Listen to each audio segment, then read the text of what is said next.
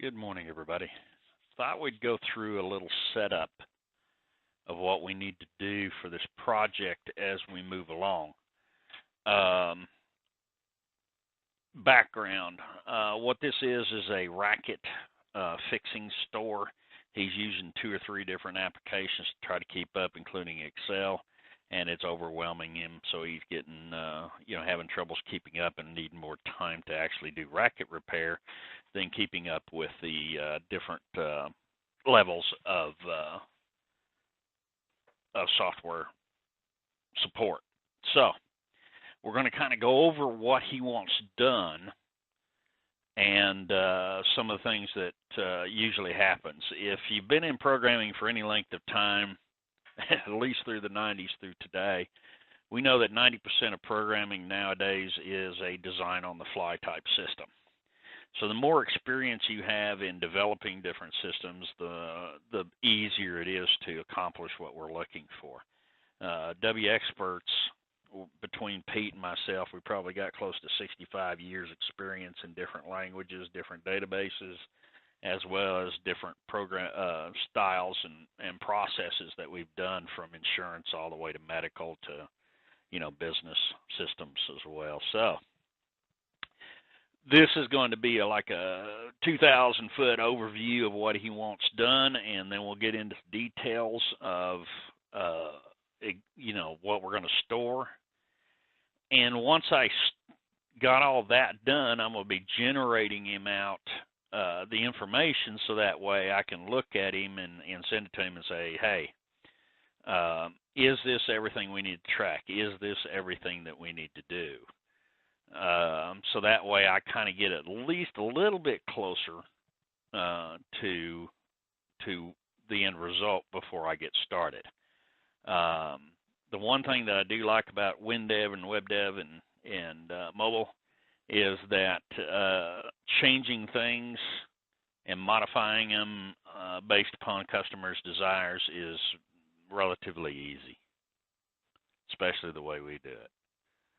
So everything kind of works out. So again, this is a racket repair program. We're going to store basically 3 files only at the moment. I'm not saying that it won't expand, but right now there's 3 files that I can understand. We need a customer file, which stores all of the mailing and emailing information.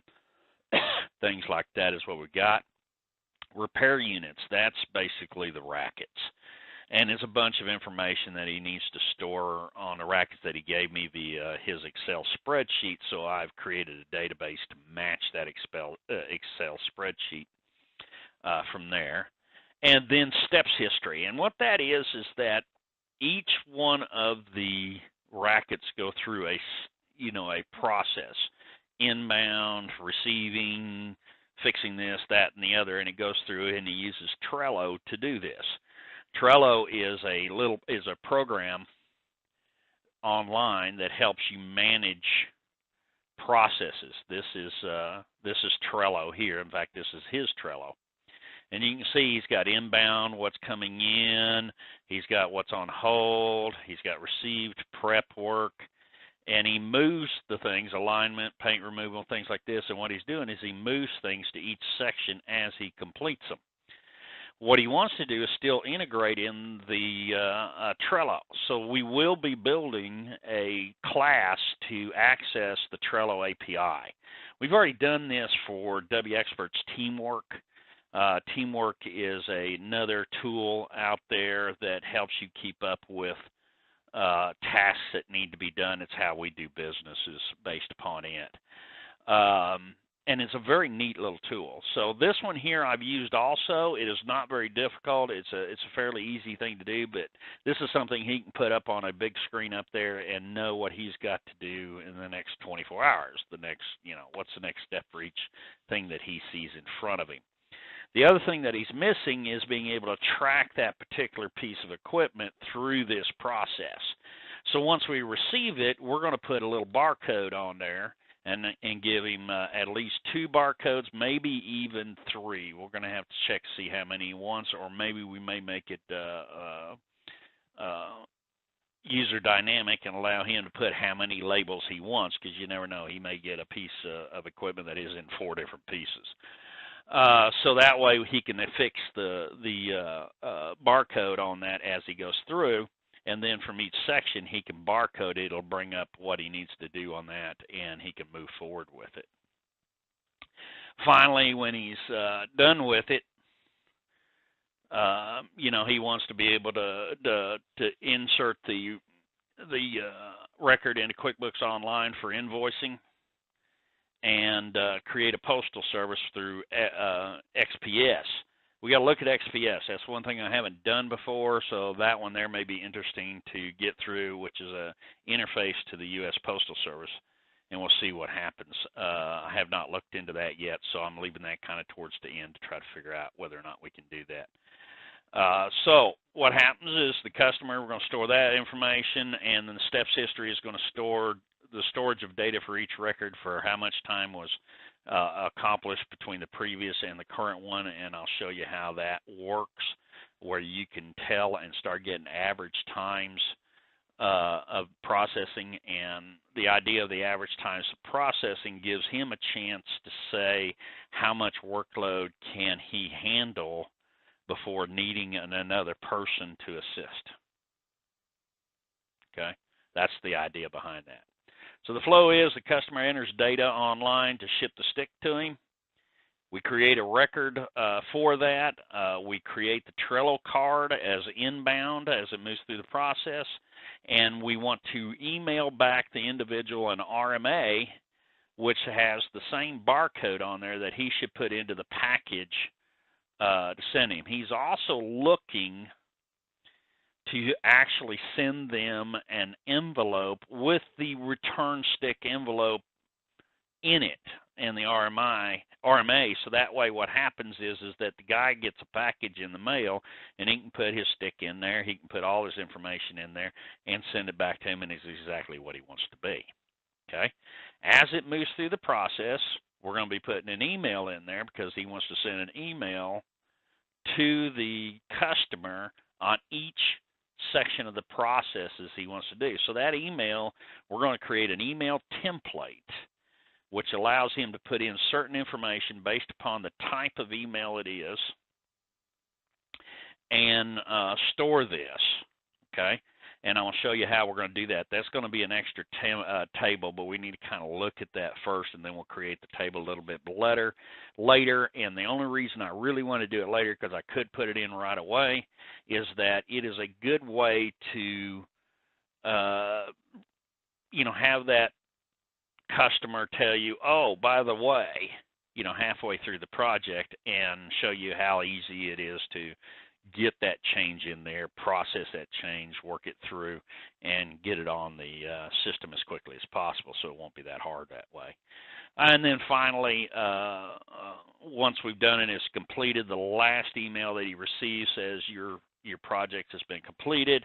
Your racket looks like this. We may send an email, you know, a picture of the project if he sends an email, and give him a link to pay for it through Stripe. So we're going to integrate Stripe into this, or PayPal, depending upon which way they want to pay for it.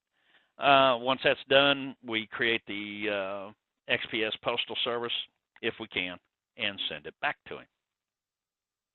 That's it. It's fairly simple. It really is. So we're going to go through this step by step, and by doing this, we're not saying that our way is the only way to do this. I'm sure that there's many people out there with lots of years of experience that have learned little tricks and stuff that make them more productive. What we're going to show you is how we do it, and in our methods of doing it, how quickly or easy things can be done. So if you don't have a lot of experience, you can pick up on our methodology, work it through, and be productive in your environment. One of the things that you need to do before we actually get into it deep and heavy, there is a unit in Facebook for us that's setting up your IDE. If you want to follow along on your IDE doing what we do, then basically the smart thing to do is go ahead and go through that unit and make sure that you understand how the IDE is set up and laid out, so you can follow along instead of going, I don't know where that is, because it's going to show you. It's even got an INI that sets up your entire IDE the way we use it. So all the information is there. The second thing is that we use class-based queries on data. And so you will be learning how to do classes, how our classes work, so the repository is important. I'm going to be putting up the version 24 repository on Dropbox, and I got to do a little bit of cleanup in the repository. We got some extra stuff that don't belong anymore. And once it's up there, you'll be feel free. You can download it. There's a version 23 also. I will put that up there. Whatever I'm doing now will work in 23 as well. I'm not going to do anything unless something comes up nicely for a new feature. Most everything I'm going to be doing it would be the same as what I would do in 23. I'm going to use 24 because we're going to build a RESTful program with this as well, and a mobile program with it as well for the customer. So we're going to have all three products. We may even put up a web page or two based upon what we need to see for the customer or something like that.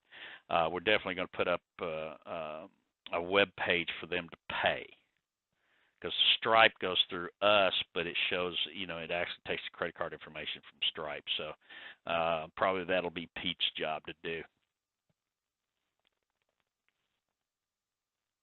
Anyway, we're off. So the process here is, since we're going to use mobile and RESTful programs, we have to have a web application server which runs on our Amazon AWS virtual machines. Because of that, the only logical database to use is Postgres, in my opinion, because it can handle a lot of information, as well as it's quick and fast. You can use HFSQL, but it would have to reside on that same server in order to be efficient. Okay, so there's nothing saying you can't use HFSQL. And anything that I'm doing here will work in HFSQL, exception of the creation of the table itself. That's the only thing that's different. HFSQL, as far as that's concerned, you go through the analysis and then just import it in HFSQL, and you're a done deal. So you can handle it, and it'll create it over there. It's pretty easy. From what we're doing here, since I'm using Postgres, and I'm an old DBA SQL guy for 30 plus years, it's not hard, it's not difficult. If you have a medium to large scale system that you're going to be building that is distributed, in other words, they're using mobile and things like this, I would strongly suggest you look at Postgres, which is absolutely cheap to work with, as a tool to do it. You can use MS SQL. There's a lot of people who use MS SQL. That works fine too. And MySQL also works just as fine. MySQL also works. So I choose Postgres because that's our fave, and that's the only reason. So let's get into the database layouts that I've done so far, and you can see how to do it. And we've already created the two tables. The two tables we have now is a customer where we're storing an ID with a serial. The serial is an auto increment key. An auto increment key, it says we don't have to actually specify, but it keeps an ID number for every one of these records. The reason why we do that is for modifications and deletions. If we delete a customer because somebody spammed it or something like that, then it's easy to get rid of that way. Of course, we got the address lines 1 and 2. We got the city, the state, province, postal code, phone number, contact name, email address, create date, and modified date time. I keep the created date, modified date time, so we can say this customer's been our customer for X amount of years or X amount of months. Thank you for your business type thing. The one thing that's missing in here that I just noticed is we need to have a country. And the reason why we need to have a country is that he may get business out of Canada, Mexico, who knows. So the easiest way to do that is I just basically copy this entire thing. go into my SQL environment, paste it right there. We've got a drop table up here. We're going to unremark that, and we're going to add in the country here.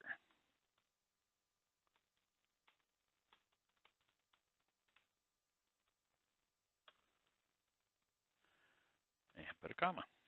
Then we hit F5. Yep, we're done. So now, when we refresh this,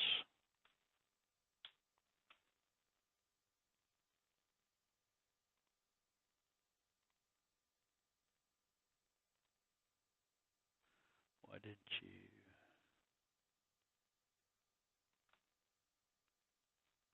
Okay, so we got to come up here. And once it's refreshed, we got the customers table back. And we can see now we have a country in there. So now we do it.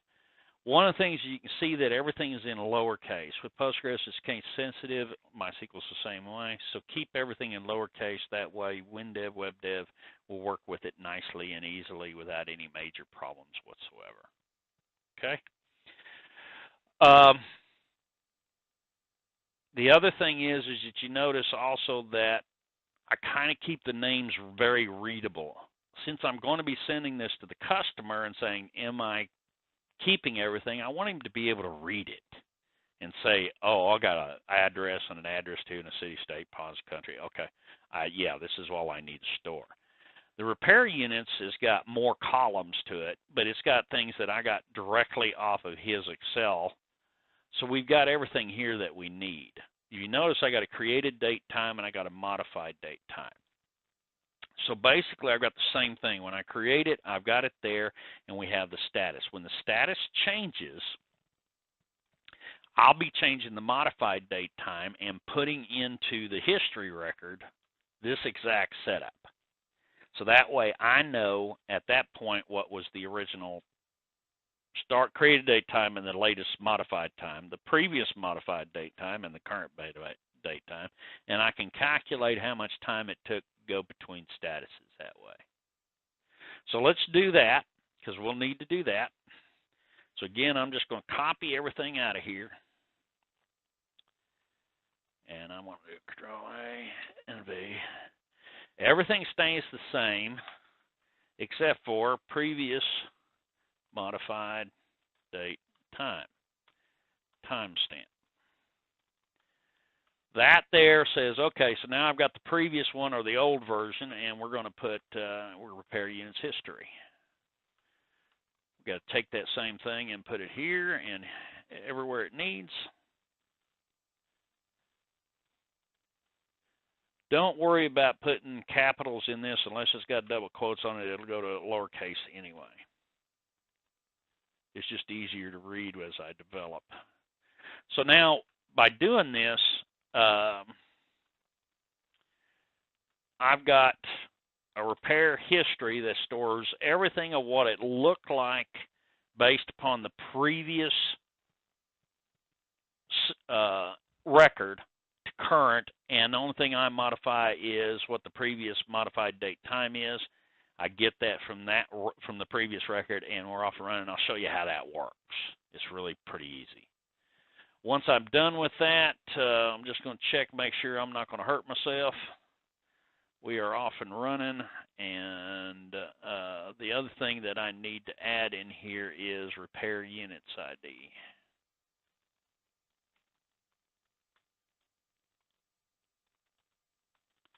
So that way I know which record that it was originally connected to. Okay? Everything else stays the same. F5. We got us a new table. Come back over. Refresh. And once we do, we got the third table.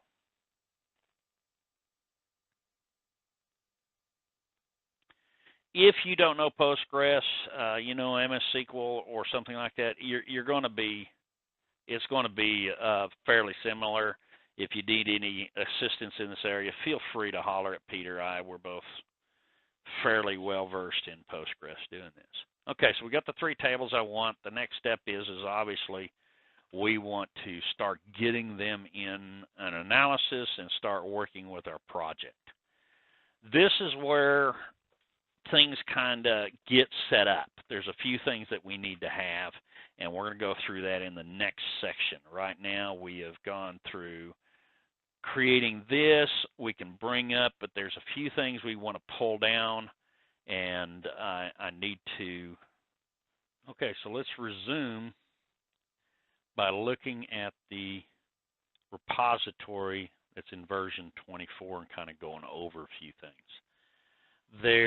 This different section is there's different windows that support some of the items we have down here in classes, which is our business rules editors, a QBE, query by example, FTP, a basic logon, and a simple upgrade window for if you want to use automated upgrades that like I do.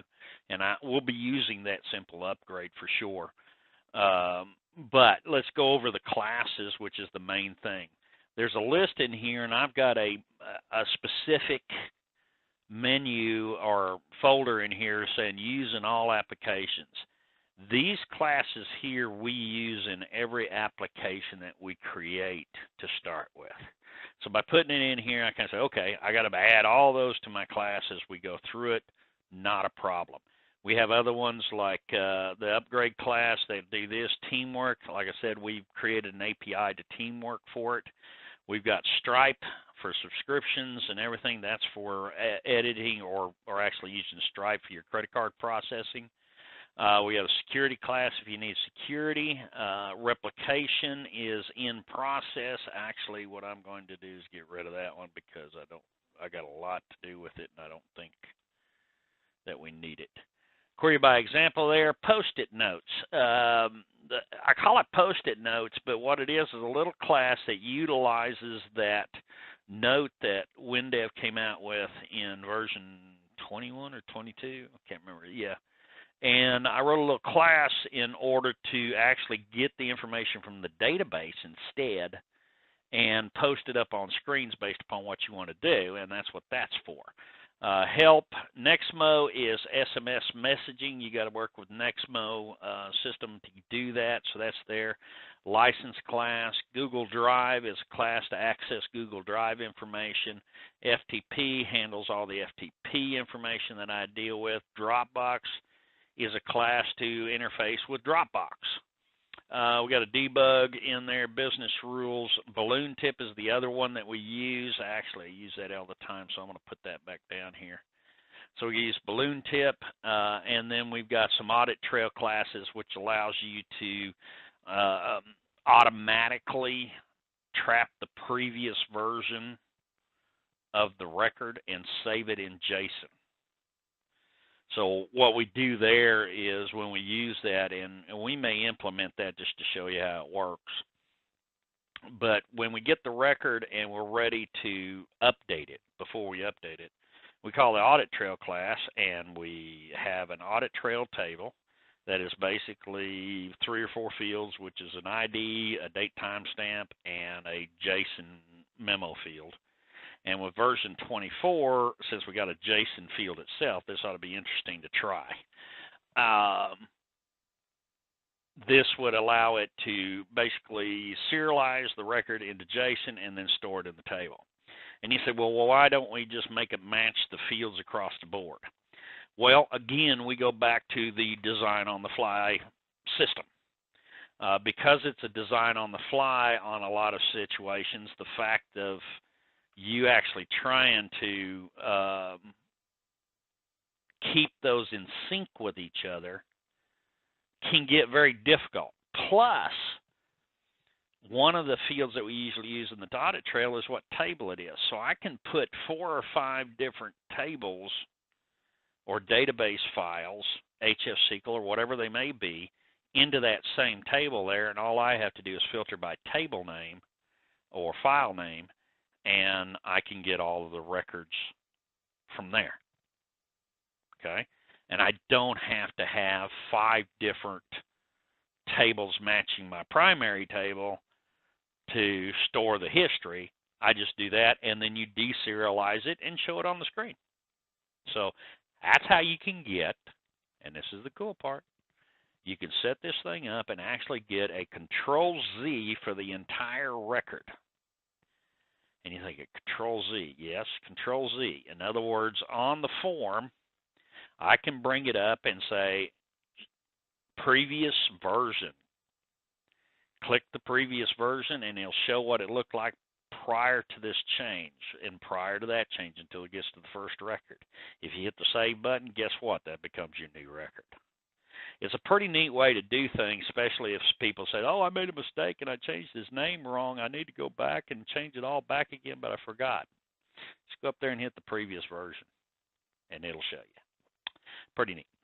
So this is the repository, and this is what I'm going to push up there on the unit so that we can see it.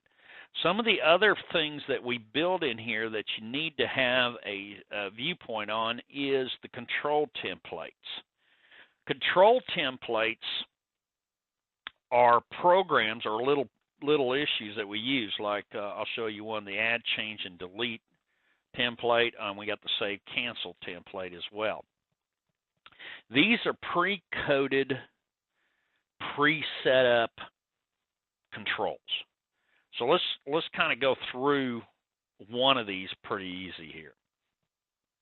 Every time we have a table, we got to be able to add, change, or delete a record. So we've got this sitting here. You can see there's a copy out here also. If you want to copy a record, I can show you how to do that. What we've done here is gone ahead and created all of the routines necessary for this to process. So we got the add post record, we got a pre-record, add the record. Delete post record, delete pre-record, delete the record. Post CRUD, which means is after it, add, change, or delete, we're going to do this and do this before we start anything in this area. Set buttons. This is a neat little one right here, and what it does is it looks and sees whether the table is empty. If it is, it automatically changes the buttons to gray for the change and delete, so they don't hit the button for change and you blow up the program or have to put a bunch of trap in the program saying, hey, you can't hit the change because you ain't got no record. Second thing is that if it is, it'll make them active and make sure that the first record is selected, so that way if they do hit the change button, they actually have a program, a record selected automatically. And then you have the update, pre and post. Each one of these things are done with indirection. Indirection is one of the coolest tools that they have and the closest way for all our ex-Clarion guys to templates. What we do here is we call the pre-CRUD, update pre, and then I set a variable, a string of saying this is what we're going to run. So I got the CRUD, save cancel name, action type, and then we execute that code. That actually should have 2% signs around it. Then we execute that code. When we execute the code, what it basically is doing is setting the action type equal to change to make sure it's that way. And then we come down here and we got the focus control. And if we have that field there, we want to know what field it's supposed to go to. And that's if we have the edit on the same screen as the table. That doesn't usually happen. Otherwise, we look at what open type we want. And if we got the open type a certain way, we open up the form, sending in the file class and the record class, and send in the change, the equate for change, which is basically a 2. Otherwise, we can set up multiple ones and do the same. All of this takes a few fields to handle. We use that via our code bricks, which, like I said, in setting up the IDE, you'll get the code bricks with it too and know how that's done. Same thing happens on the save cancel. The save cancel has got a pre-save, post-save, a save procedure, which basically calls the class functionality and the update table. If you're going to utilize these, even with HF-SQL, you can literally just change these to H-modify, whatever you want it to be, and it will work exactly the same. Since we use classes, you can see we're calling the class name save record, and you'll understand how that works as we move through this. But what these are is pre-done code that we can import into the application as we need to and utilize them. Pretty easy. Pretty easy. Okay? Nothing else in here you need to worry about, hardly any, unless you need to use them. If you need to use them, you can always reach out and say, hey, I want to use the upgrade class. Or I just signed up for teamwork. I want to use the teamwork class. How do you use it? And I'll show you how to use it. In fact, I'll show you our little program that we use to manage our time with it as a consultant. That's the repository. When we want to run things like this, I'm going to make sure everything is checked in. And now we're going to go ahead and get into version 24 and open the IDE and get it set up, because we need to get it set up. Once we get it set up, we'll be done with this process, and the next time we'll get into actually application building at that point. So give it a moment to be able to do that, and we'll start getting things working.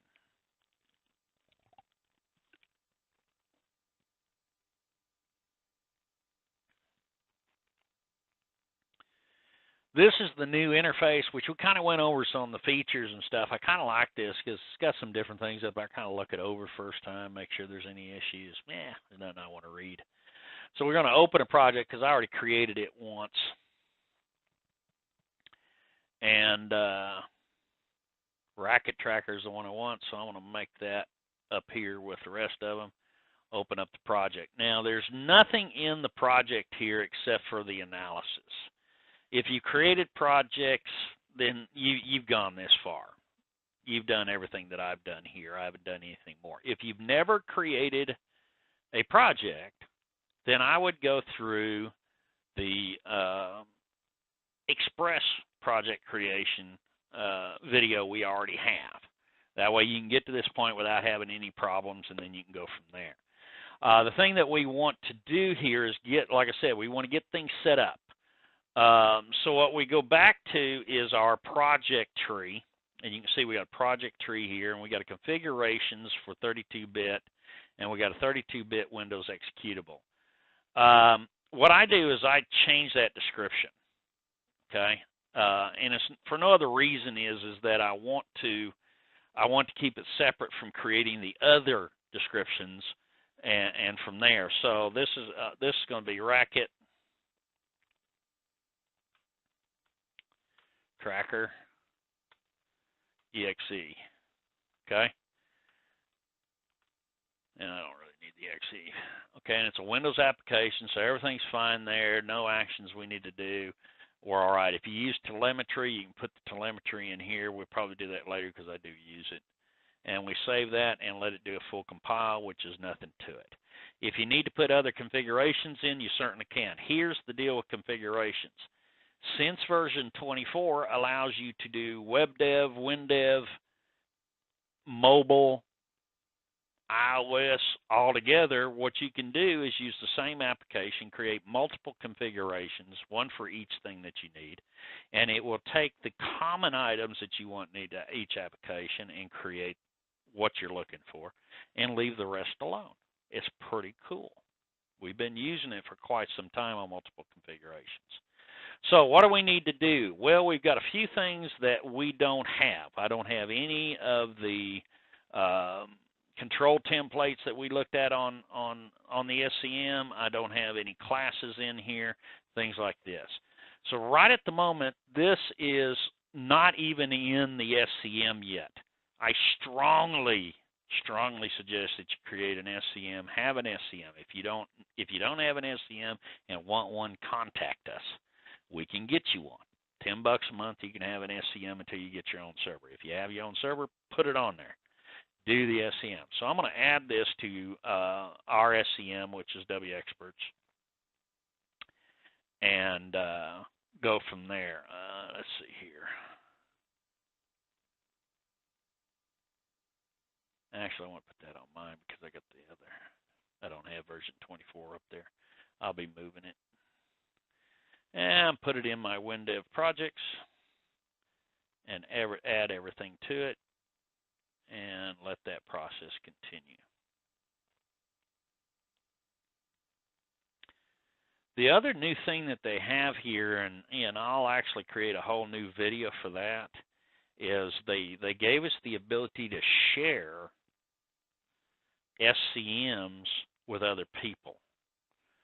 I'm going to figure that out a little, because we've got multiple ones. We've got one that's my personal, and we got one for wxPerts and things like this, so I'll be able to test that out. Once I get that working, I think that we'll take this SCM with the repository and everything and make a global one, and anybody can use it as far as I'm concerned. So we'll go through that. I think that'd be a cool little video of how to do that. Now that we've got it in the SCM, we can import from the SCM. So we're going to import from the SCM. I'm going to go to the repository, and I'm going to get the classes I need. Well, I need the Equate class, Default Manager, I need WX Manager, I need a couple more, Error Handling, and I need Global Variables is the other one I'm looking for. And I think that is it. Yes. And since these are static classes, in other words, they don't get changed much. There's only a couple that gets changed, which is Equate and Global Variables. So I'm going to disconnect those for the moment. I'm going to share everything else because none of these really change. So I want to keep them the same between the repository and me, so that way if there is any modification that has to be done to wxPerts class or something like that, you'll be able to pick them up. You'll be able to handle it.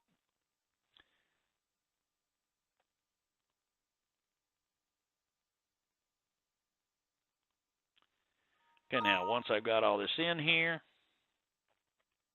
I've got those, and then I get the last couple of classes that I need, which is the global and Equate and global. And I just import a copy of those because those are mine. I'm going to edit it for this particular application, and it doesn't need to be shared. So we're going to get these two in here. Now, we're now looking to get the two different control templates that we need. And the best way to get those is go up to the SCM and look at, and we need to import from the SCM up here. That, of course, gives you everything in the repository, but the thing that it does give you is each one of the control sections. So let's look up here. So we got the WX Manager, Add, Change, Delete, and Save, Cancel. That's the two. We're just going to import a copy of those.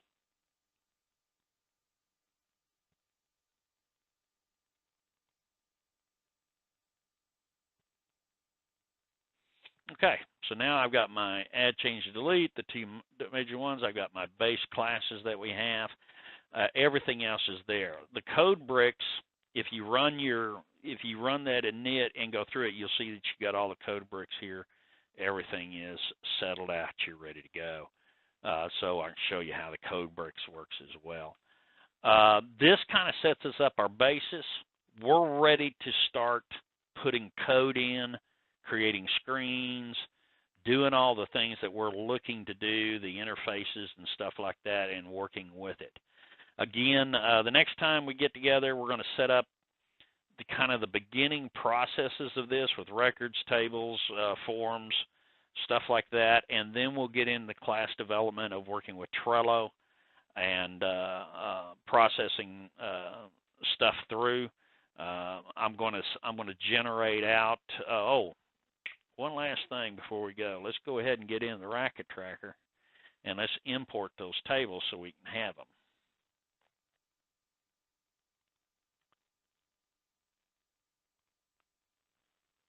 All right, So I've already set up the PG con, which is basically setting up to PG data, CCS Cowboy, the database name, user ID, and password. Everything is there. If I test it, I should be fine. Oh, I got to install the 64-bit job.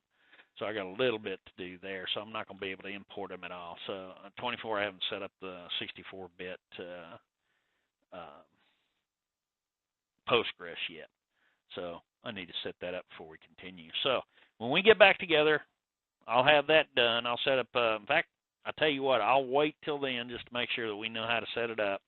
I'll just make a quick video of putting together the Postgres 64-bit in order to run it on here, so anybody using that will know how. And then we'll get into developing all of the screens and other information with it. Okay? Thanks for putting up with me on this. This is kind of a easy thing. If you have any questions, feel free to post them on the board underneath the units. I will pick them up and answer any questions that we have. I will put up the version 24 repository also as a link in the units, and everybody can start using that, and we'll move forward from here. Thanks for being with me. Appreciate you this morning. Talk to y'all later, and be good or be good at it.